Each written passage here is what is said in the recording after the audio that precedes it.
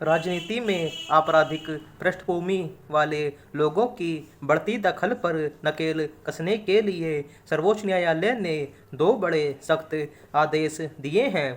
पिछले साल फरवरी में अदालत ने कहा था कि राजनीतिक दलों को अखबारों में छपवाकर और अपनी वेबसाइट के होम पेज, ट्विटर हैंडल और अन्य संबंधित मंचों पर यह स्पष्टीकरण देना होगा कि उन्होंने आपराधिक पृष्ठभूमि वाले कितने लोगों को टिकट दिया और क्यों दिया है। उन्हें हर उम्मीदवार का आपराधिक ब्यौरा देते हुए यह भी बताना होगा कि उन्हें चुनाव लड़ना क्यों उचित समझा। क्या उससे बेहतर कोई उम्मीदवार उन्हें नहीं मिला। जाहिर है यह आदेश राजनीतिक दलों को असहज करने वाला था और कयास लगाए जा रहे थे कि वे इसकी अनदेखी करेंगे। वही हुआ। बिहार विधानसभा चुनाव में लगभग सभी दलों ने अपने प्रत्याशियों के आपराधिक विवरण नहीं दिए। इसे सर्वोच्च न्यायालय ने अवमानना करार देते हुए 8 राजनीतिक दलों पर भारी जुर्माना लगाया है। इसके अलावा अदालत ने दूसरा फैसला सुनाया है कि अब कोई भी राज्य सरकार किसी प्रतिनिधि के खिलाफ चल रहा कोई भी आपराधिक मुकदमा बिना उच्च न्यायालय की अनुमति के खुद वापस नहीं ले सकती। ये दोनों फैसले देश की लोकतांत्रिक व्यवस्था में मील का पत्थर साबित हो सकते हैं अगर इन पर कड़ाई से अमल किया हो। पिछले कुछ दशकों से राजनीति में आपराधिक छवि वाले लोगों की संख्या लगातार बढ़ती गई है। शायद ही कोई राजनीतिक दल है जिसमें ऐसे नेता न हों जिन पर संगीन आपराधिक मामले दर्ज न हों। पार्टियां दूरी बनाने के बजाय बाहें खोल कर उनका स्वागत करती देखी जाती हैं।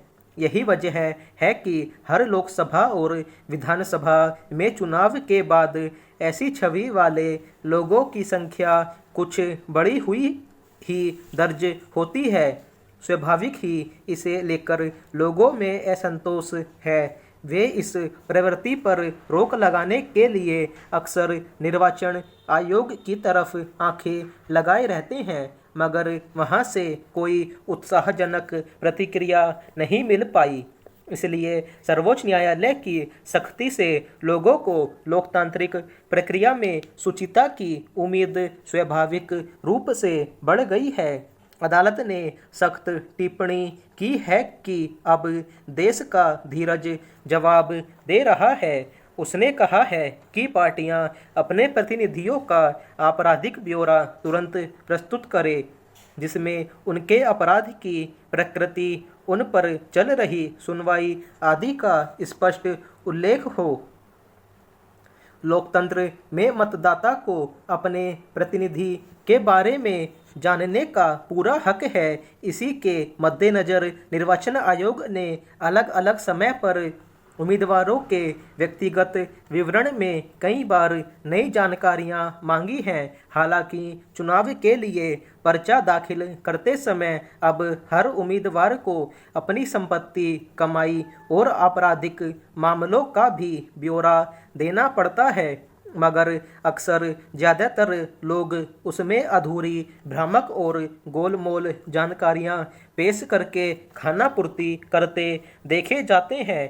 अब राजनीतिक दलों की जवाबदेही होगी कि वे बताएं कि उन्होंने एक आपराधिक पृष्ठभूमि वाले व्यक्ति को क्यों उम्मीदवार बनाया। इस तरह वे ऐसी छवि के लोगों को टिकट देने से हिचकेंगी।